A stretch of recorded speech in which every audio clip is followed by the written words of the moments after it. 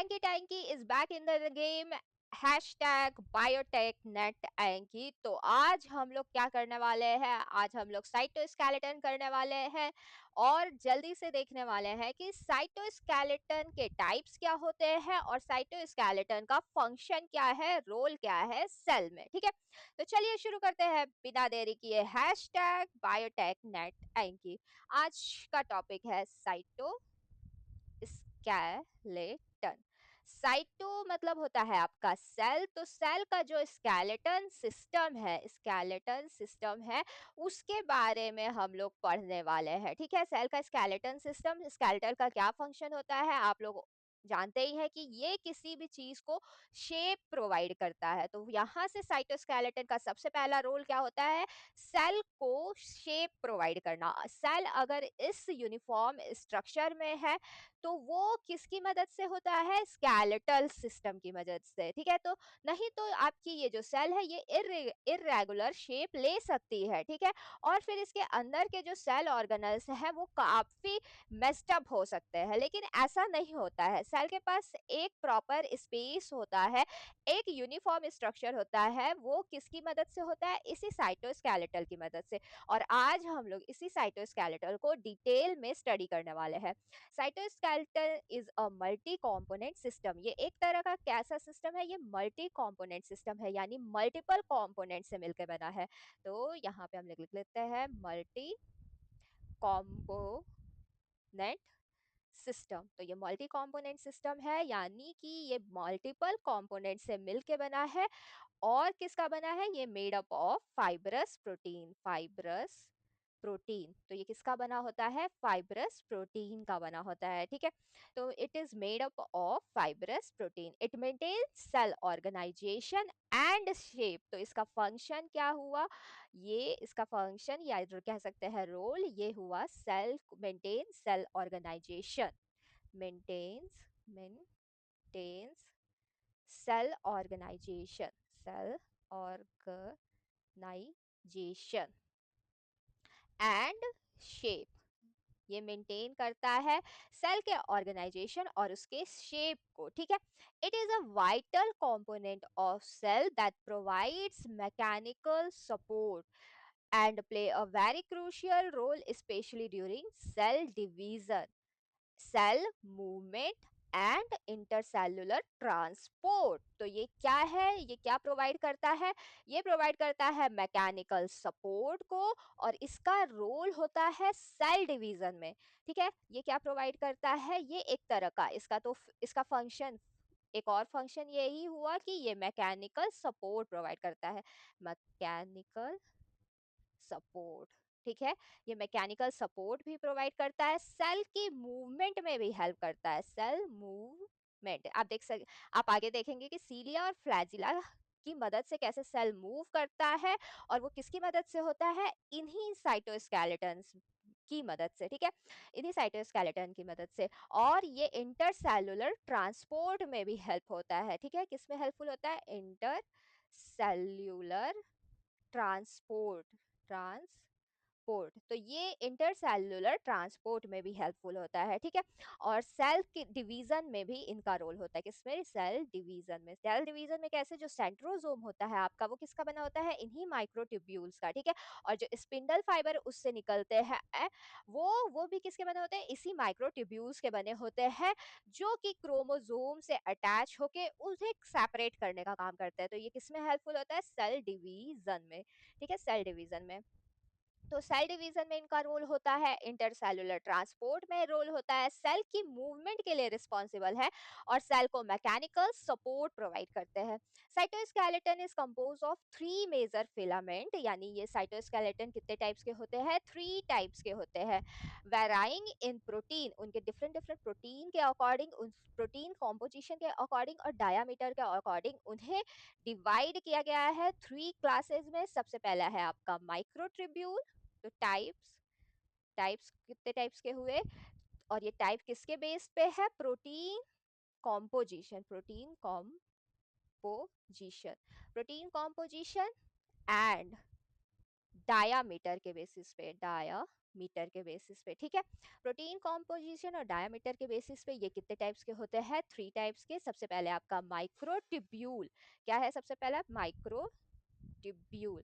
तो सबसे पहला है आपका माइक्रोट्यूब्यूल्स, जो कि आपका 25 नैनोमीटर का डायमीटर शो करता है। और ये किस प्रोटीन का बना है? ये बना है ट्यूबलिन प्रोटीन का। किसका बना है? ट्यूब्यूलिन प्रोटीन का, ठीक है। किसका बना होता है? ट्यूबलिन प्रोटीन का। दूसरा है आप लोगों का एक्टिन फिलामेंट, जिसको हम लोग माइक्रोफिलामेंट भी कहते हैं। और ये किसका बना होता है? एक्टिन का, ठीक है। तो दूसरा है आप लोगों का actin filament. Actin filament, filament. इसका डायमीटर कितना होता है? इसका डायमीटर अप्रॉक्स 6 नैनोमीटर होता है।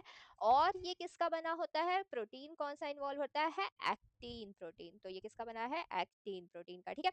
नेक्स्ट है आपका इंटरमीडिएट फिलामेंट। तीसरे टाइप का आप लोग का जो साइटोस्केलेटन है वो है inter intermediate intermediate filament. Intermediate filament, ठीक है। फिलामेंट। होप आप लोगों को ये सेशन यूजफुल लग रहा होगा, ठीक है। तो ये कितने डायमीटर का होगा? 10 नैनोमीटर डायमीटर का होगा, ठीक है। इसका डायमीटर 10 नैनोमीटर होगा, ठीक है। Made up of combination of different सब यूनिट्स ऑफ प्रोटीन। ये डिफरेंट सब यूनिट्स ऑफ प्रोटीन से मिलके बना होता है। तो हम लोगों ने कितने टाइप्स देखे साइटोस्केलेटन के? माइक्रोट्यूब्यूल, एक्टिन फिलामेंट और इंटरमीडिएट फिलामेंट। अब हम लोग सबसे पहले माइक्रोट्यूब्यूल्स को पढ़ लेते हैं। तो microtubules they are composed of globular protein called tubulin. तो ट्यूबुलिन किस तरह का प्रोटीन है? ये एक तरह का ग्लोब्यूलर प्रोटीन है। तो ट्यूबुलिन आप लोगों का ग्लोब्यूलर प्रोटीन है, ठीक है। ग्लोब्यूलर प्रोटीन है जिसकी जो कि एक डाइमर के फॉर्म में प्रेजेंट है। किस फॉर्म में प्रेजेंट है? डाइमर के फॉर्म में प्रेजेंट है। और इस ये डाइमर ये जो है यानी ये प्रोटीन दो डिफरेंट सब यूनिट से मिलके बना है। Two different different subunits, two different subunits से मिलके बना है।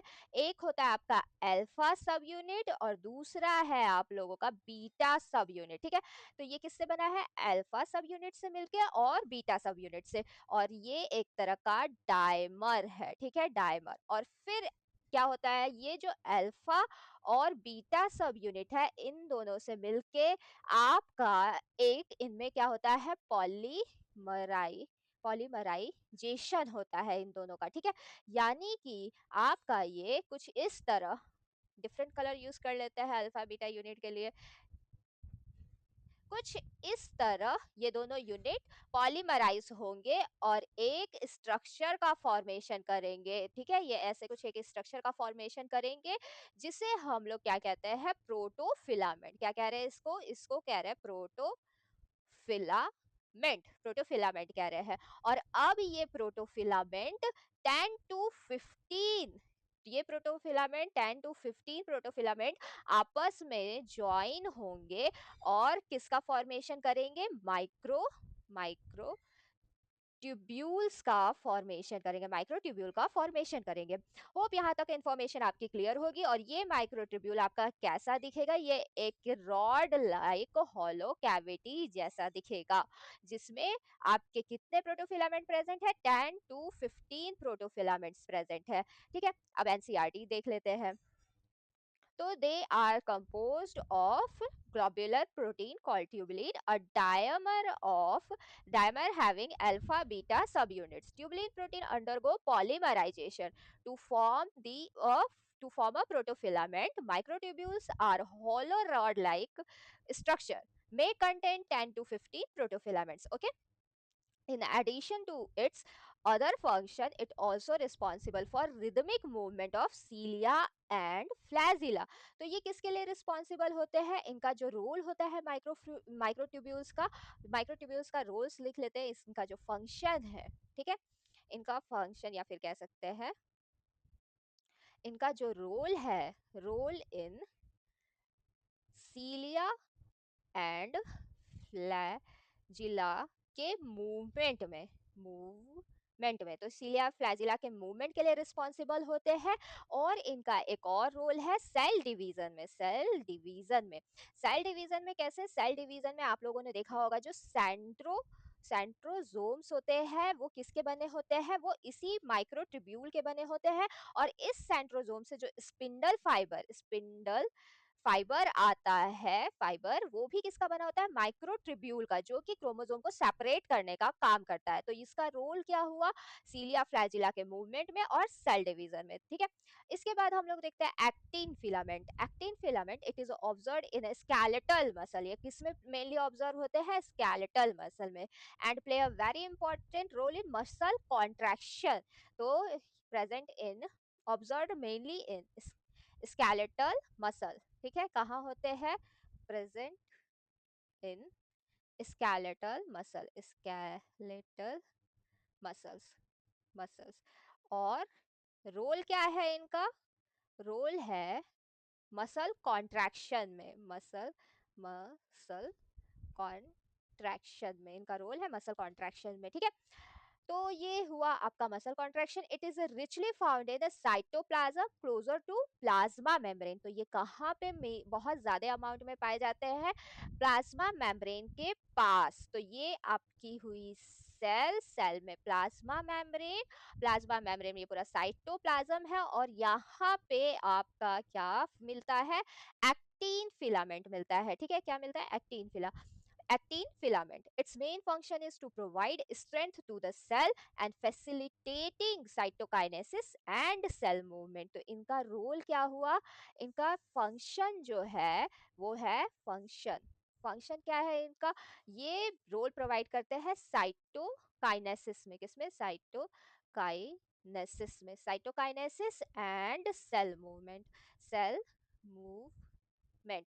तो जब भी सेल को डिवाइड करना होगा तो यहाँ ये near by plasma membrane present है, तो इनमें हुए कॉन्ट्रैक्शंस, इनमें हुए कॉन्ट्रैक्शन की वजह से ये सेल टू पार्ट्स में डिवाइड होगी, और ये नियर बाय, क्या कहते हैं, नियर बाय सेल, सेल की प्लाज्मा मेम्ब्रेन के पास प्रेजेंट है, तो सेल की मूवमेंट में हेल्प करेंगे, ठीक है। तो यहाँ से हम लोगों ने फंक्शन देख लिया है एक्टिन फिलामेंट का, ठीक है। तो यहाँ हम लोग फंक्शन लिख देते हैं, मसल कॉन्ट्रैक्शन और सेल मूवमेंट, ठीक है, ये इनका फंक्शन हो गया, रोल हो गया।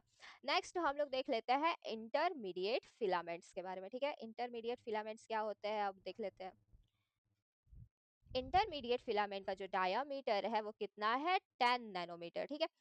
Intermediate, these are strong filaments resembling a rope, किस तरह होते हैं, रोप लाइक स्ट्रक्चर होता है, primarily involve in providing mechanical strength to cell.